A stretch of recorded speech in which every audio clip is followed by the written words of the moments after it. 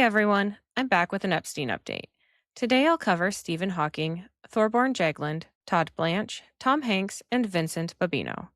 I'll also give updates on those I covered in my previous episodes. First up today is Stephen Hawking, whose name appears in the unsealed Jeffrey Epstein court documents in a limited, non accusatory context. There is no evidence, victim testimony, or allegation of wrongdoing against Hawking in these files. He is not accused of any sexual misconduct, trafficking involvement, or illegal activity.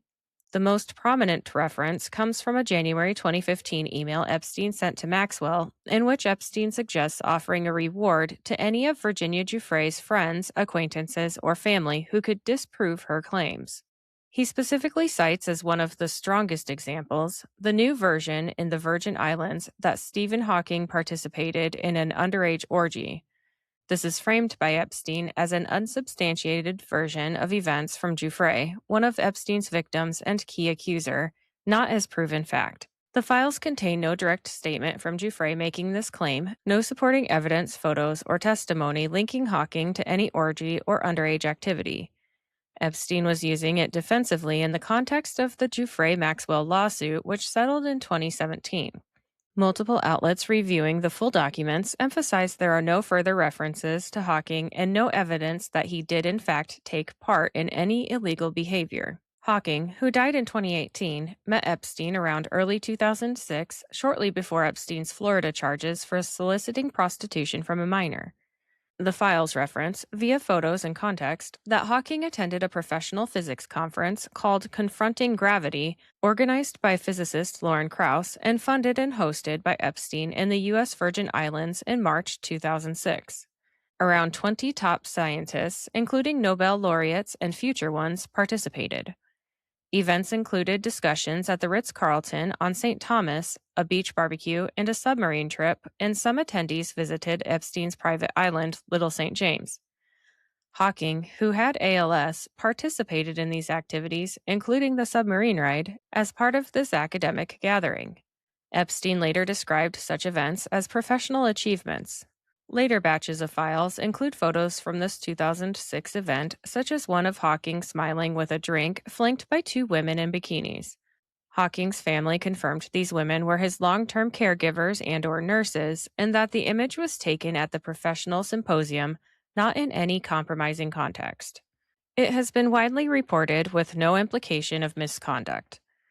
Hawking is mentioned around 250 times across broader Epstein-related records, often in procedural lists, like when Giuffre was asked to produce any photos or videos involving him, Clinton, or others, or post-2015 emails. Other emails show Epstein gossiping about rumors, for example, to billionaire Andrew Farkas in 2015, joking about local papers claiming Hawking had sex with underage girls on the island, and to author Michael Wolff dismissing sex with Stephen Hawking. These reflect Epstein's attempts to manage or mock allegations during legal scrutiny, not evidence. In summary, the files portray a one-time professional and scientific association via Epstein's funding of a 2006 physics event that Hawking attended along with other prominent researchers. Epstein later invoked an unproven allegation involving Hawking solely to try discrediting Giuffre. Hawking's presence was part of Epstein's pattern of courting scientists for prestige, with no illicit activity reported by attendees at the time. Next up is Thorborne Jagland, a prominent Norwegian politician, former Prime Minister, Foreign Minister, Secretary General of the Council of Europe, and chair of the Norwegian Nobel Committee. Jagland has a significantly more extensive and scrutinized connection to Jeffrey Epstein than Stephen Hawking did, based on the unsealed Epstein files and subsequent developments. Unlike Hawking's limited one-time professional association, Jagland's ties involved years of personal correspondence, stays at Epstein's properties, and mutual exchanges of favors or access. These emerged prominently in batches of Epstein documents released by the U.S. Department of Justice, triggering major fallout in Norway. Jagland appears hundreds of times across the documents, showing a sustained relationship. Emails indicate Jagland and sometimes family members stayed at Epstein's residences in New York, Paris, and Palm Beach, Florida. There were plans for visits to Epstein's private island, Little St. James, including a 2014 family trip that was discussed but reportedly canceled. Jagland has denied ever visiting the island. Norwegian authorities investigated whether Jagland received gifts, travel expenses covered by Epstein, loans, or other perks while holding high public offices, and one email referenced Jagland seeking Epstein's help financing an Oslo apartment. Epstein leveraged the connection for prestige, name-dropping Jagland as Nobel head and outreach to elites like Richard Branson, Larry Summers, Bill Gates, and Steve Bannon. In return, Jagland sought Epstein's insights and facilitated contacts. For example, a 2018 email where Epstein asked Jagland to connect him with Russian Foreign Minister Sergei Lavrov, and Jagland said he'd suggest it. In 2013, Jagland hosted Epstein and Bill Gates at his Strasbourg residence, and some emails included odd references, like Jagland mentioning extraordinary young girls in Albania to Epstein in 2012, though context appears non-sexual. The files contain no victim testimony, photos, or evidence accusing Jagland of sexual misconduct, underage involvement, or trafficking.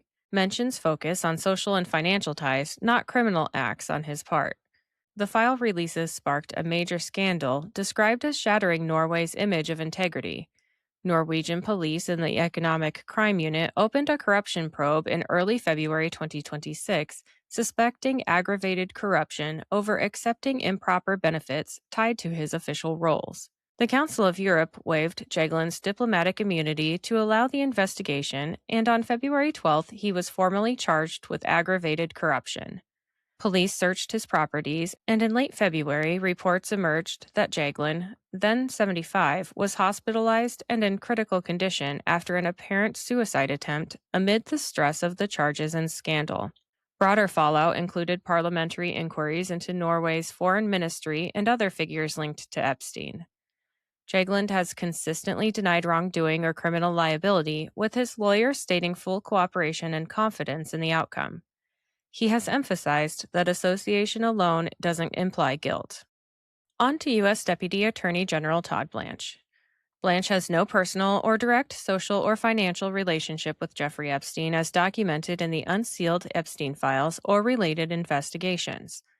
Unlike figures like Hawking or Jagland, Blanche's connection is strictly professional and post-Epstein's death, stemming from his role in the U.S. Department of Justice under the Trump administration. Blanche became centrally involved in Epstein issues due to the Epstein Files Transparency Act, and he led the DOJ's massive release effort. In January 2026, he announced and oversaw the publication of over 3 million additional pages, plus over 2,000 videos and over 180,000 images, bringing the total to nearly 3.5 million pages in compliance with the Act. He held press conferences declaring the review complete, stating no new prosecutable evidence emerged against additional individuals, and emphasizing victim protections.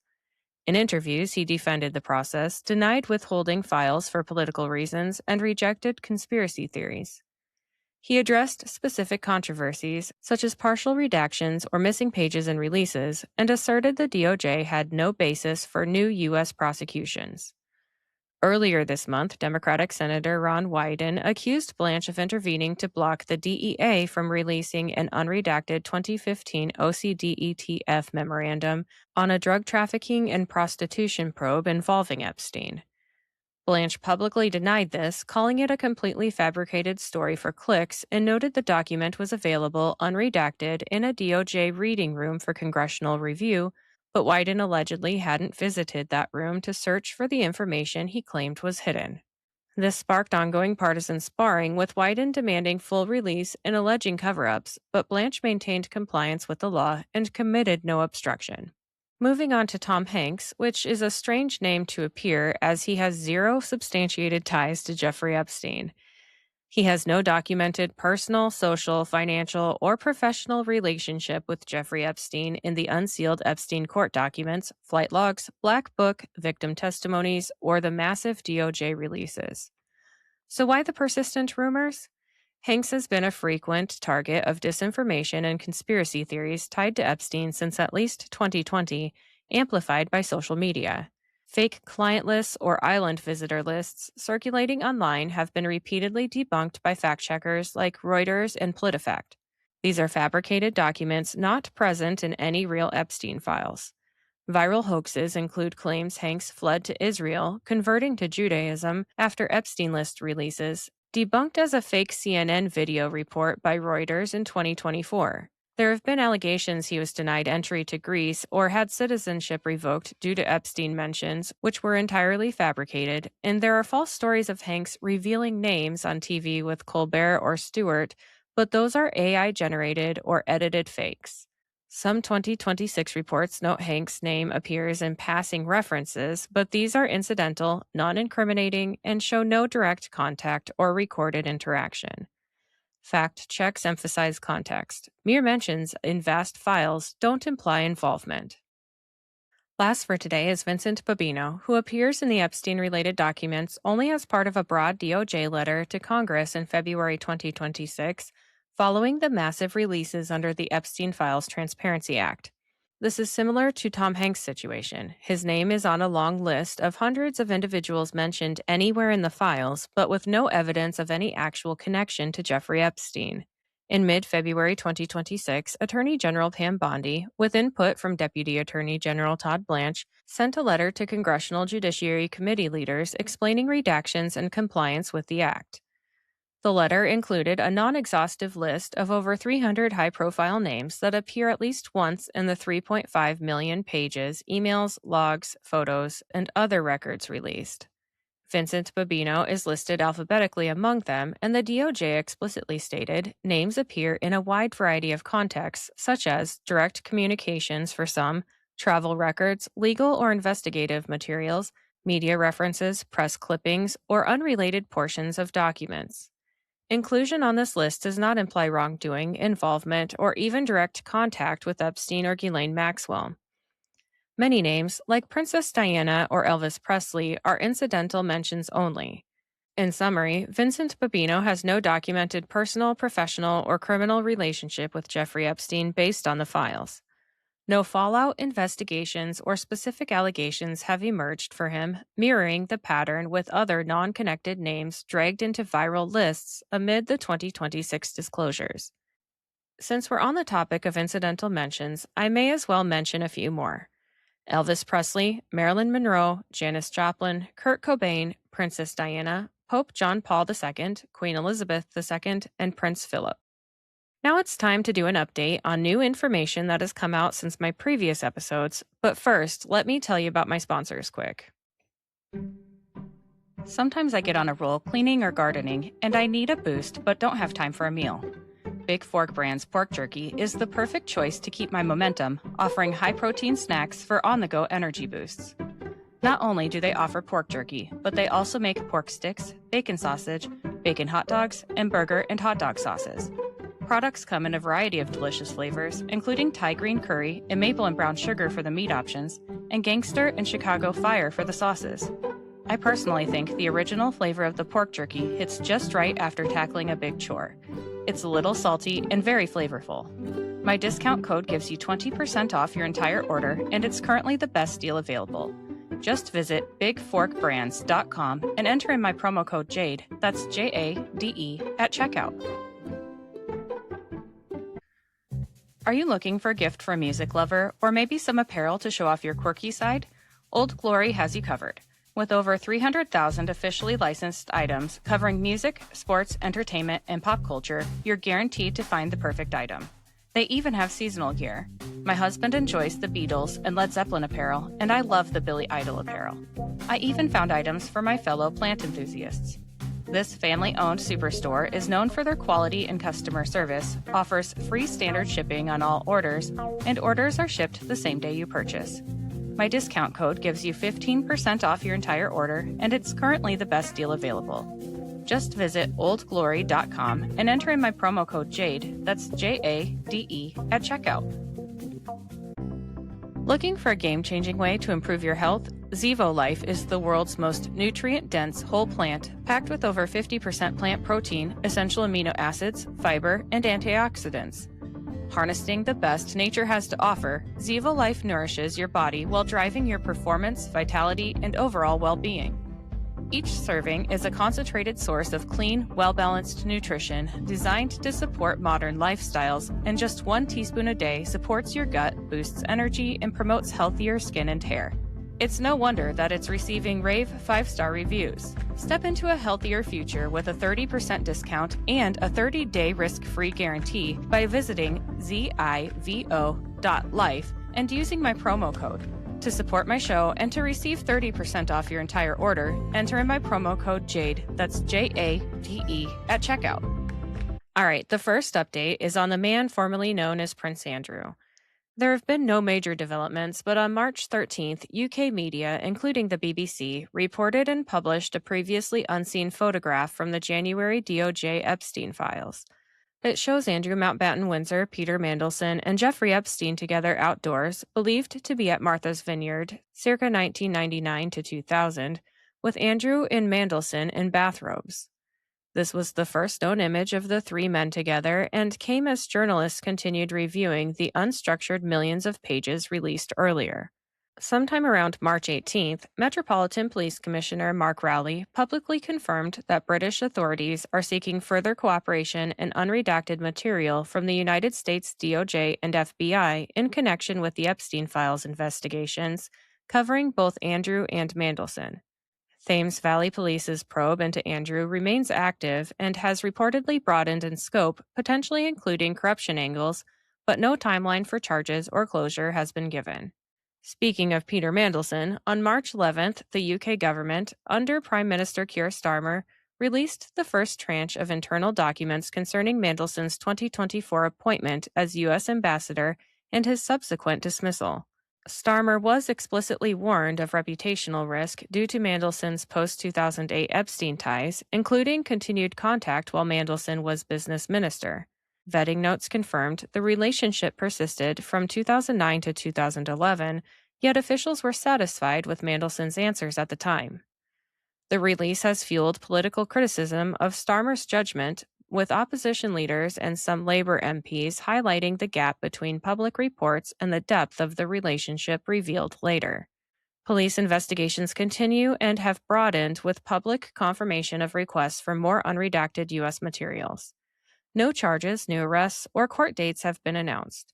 Mandelson remains under investigation and has kept a low profile.